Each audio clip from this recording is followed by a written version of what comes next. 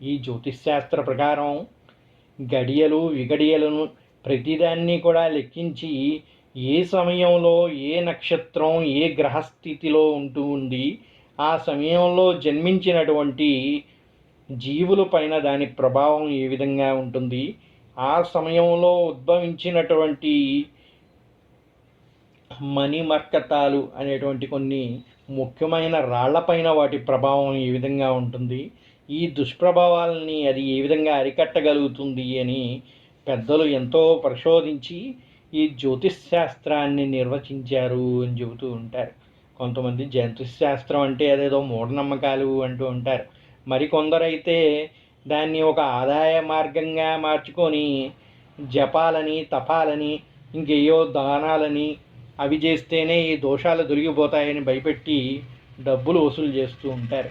ఇటువంటి వారు ఎక్కువ అవటం వల్లే